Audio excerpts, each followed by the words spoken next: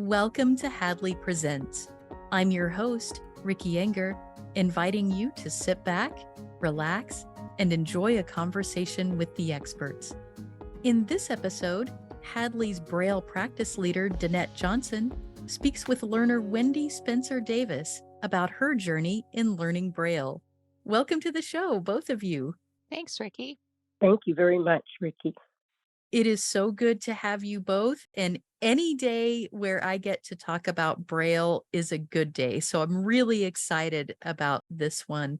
It's the first time for both of you on the show. So before we get into talking about your journey, Wendy, and learning Braille and just how that has gone for you, let's get a bit of info from each of you. Tell us about yourself. And we'll start with Danette.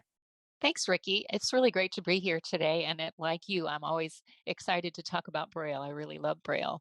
As you mentioned, I'm the practice leader for the Braille team and rehab team here at Hadley, and I was a part of helping create and now support the new Braille workshops. So it's exciting to be talking about this today. Absolutely. It's good to have you. And Wendy, tell us a bit about yourself. Thank you so much for receiving me, Ricky, today, you and Danette. I have formerly been a teacher for the School District of Philadelphia for 41 years. And if you had told me years ago that I would be experiencing Braille in this community that I'm in now, I would probably say, I don't think so. But it has literally taken me aback, and I am very excited about learning Braille.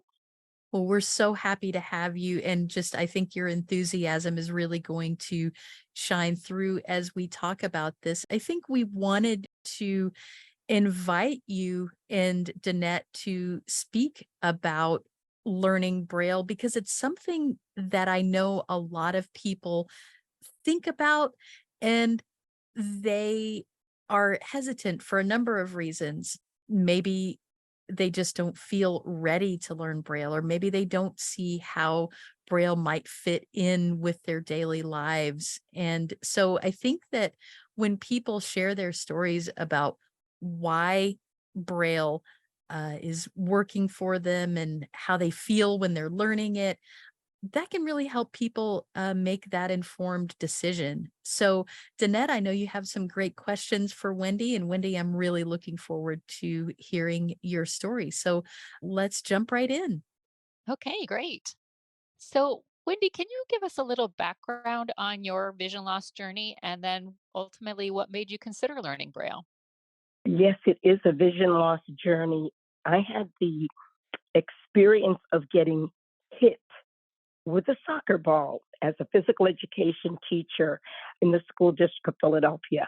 I had been teaching during the 1990s, and across the gymnasium, a ball came riveting and hit me directly in the face, and my head hit a wall. So that was my first experience. And as I realized as time went on, my vision started challenging me. I had gone to the doctor. They looked at my eyes. They said a Mack truck must have hit you. So I didn't think anything of it. I just kept going to the doctor. And as time went on, as I experienced a lot of sight loss, I was fortunate enough to call the Commission for the Blind and Visually Challenged. And they said, well, it sounds like you have low vision. Again, I'm still teaching. And then I realized I needed help, not knowing that I would not be able to see at one point or another. There was an assistant principal that came to my aid, and he said, there's quite a few people that are visually challenged. Not to worry, I'll get you some help. So from the commission, there was a woman that came in to counsel me, and they were going to work with the roster office to organize my schedule and things of that nature. After teaching for 41 years, my daughter said, Mommy, Daddy's not well. You need to come out. You need to retire. So long story short, I came out in 2016. That was just devastating for me.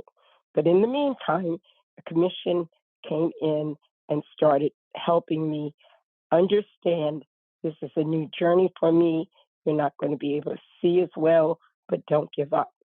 Long story short, I was taking class at the library in Cherry Hill, New Jersey, and I had a classmate who had also worked for the school district of Philadelphia, and she said, well, I was sighted and now I'm not.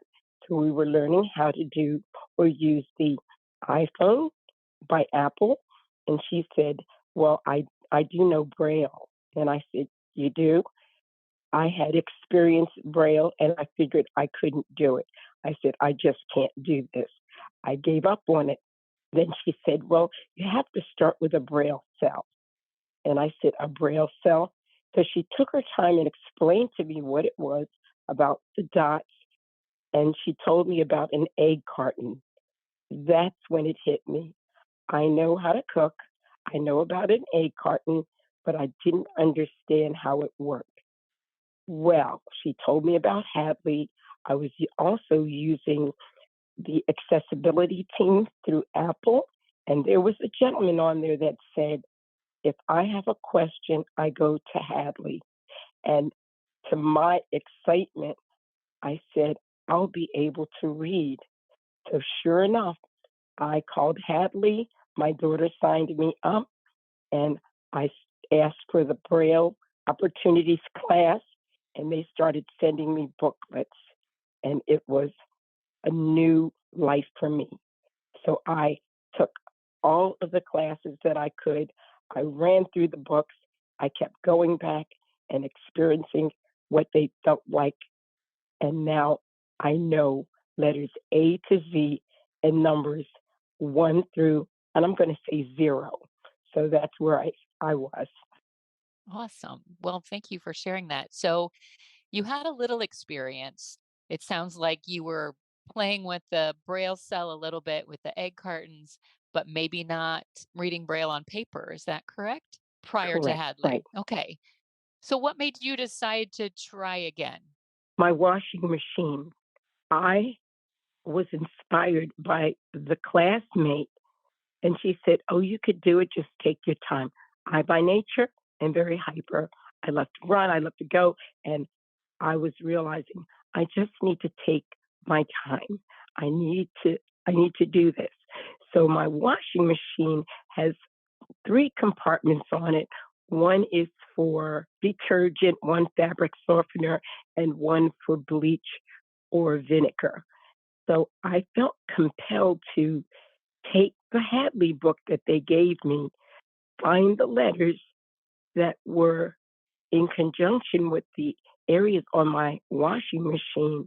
And when I realized I knew these letters and I can place them exactly where I need them, and I don't have to ask anyone. I'd love to be independent, but I also realized I became interdependent, which was not pretty good for me. I really enjoy doing things on my own, but I also had to remember it's okay to get help once in a while. So when I pulled the letters off of the back of the Hadley Braille books that they sent me to learn, and I stuck them in the places where they belonged, I was excited. So when it came to detergent, I took off the letter D and placed it by detergent. Then when it came to fabric softener, I took off the letter F and placed it. And then when it came to bleach, which I don't use bleach because I was afraid of messing up my colors, but I do have a color detector. I put the letter B there and also realized I could use a V because I use vinegar in my wash to brighten it up. So the washing machine was the end all be all and said, you can do this if you just take a little time. And since then, I've been going over the letters and now I'm ready to go and learn symbols. So I'm excited. Oh, that is really awesome. And I'm so glad that, we just tried to design this program to be very practical and to show you right away how you could use Braille from the start. And it sounds like you did just that. Just with learning a few letters, you were able to start labeling things in your home. So that's really exciting to hear. If you think about that first book that you got from Hadley with just letters A, B, and C, what was your first experience like with that? And at the end of that first workshop, What was your feeling? I was quite impressed that I could do this online on the telephone because everything is get up, get out, go to a class. But when I was able to sit at home and do like the students were doing learning at home, I called up and there was the monitor that was on and it said, "You're going to learn letters A, B, and C." And it was a very friendly voice, which I was quite amazed at. And then when I saw that I could actually really learn from the monitor, and then if I had a question, I could just dial and they would contact me and communicate. That was that was the icing on the cake. And that really took me to an innovative method of wanting to learn the rest of the letters. I couldn't wait to learn everything. I was in a hurry. I just wanted to know. So when I first got that first book, and then I saw that there were extra tabs in the back that I could lift off, I didn't really know what I was going to do with it. But once I got past the letter F and I went to do my laundry and I said, "Oh, fabric softener." I don't use it because I didn't know where to put it. So now I know what to do with it. So I'm excited. And I even went to start labeling my seasonings in the cabinet and other items in the freezer, which I thought I would never know what was there once I purchased it. So it has been a great help for me. That's great. It sounds like you're using Braille right now in your everyday life, and it sounds like you were able to get started on that right from the beginning of this Braille program. You've mentioned wanting to go on. How far would you like to take your Braille learning? After being on some of the book nooks and the Writers Guild, I have really attached myself to everything that Hadley is offering, even planting. I would like to learn how to truly write. They gave me a label maker that I'm learning how to use because they also gave me a tape with it. I would like to be able to use the tools to actually write. I want to learn how to read. So it was suggested that if I was going to read contractions, so I'm going to start with the little children's books and start feeling. That was the big thing that I realized that I am very tactile. I used to sew gowns and dresses and wedding gowns and things like that, but I would always feel things. What I realize now, being unsighted, I feel everything. I mean, I feel any dirt in a corner because people will ask me, "How do you clean? How do you cook? How do you do this?" I said, "I just do it. If I want to feel dirt in a corner, I can feel, and if I feel it, I can get it up." So my house is clean. Thank goodness for my tactility, as I would call it. And I'm just ready to learn more. So I had some other work to do, but I'm learning each and every day through Braille. And it's very, very different, but I'm not afraid of it. And I would tell anyone, if you want to learn, you want to be in control of your life, learn the Braille. It does make a difference. Great. So, Wendy, you mentioned this a little bit, but at Hadley, we have learning experts available to interact with you when you have questions or you want to talk about how things are going or you're, just not sure about something, or even in Braille, like if you want to go through some of it together. How have you worked with the Hadley staff during your Braille journey, and what was that experience like? During my Braille journey, I was a little anxious in the beginning, but once I got started, I loved the fact that I could go back and practice again as they took me through the book, The Monitor, and they said, "Well, this is what you're on now, try this." And I was stumped with a few of the activities, but the good thing was I wasn't frightened because I knew I could go back and try it again.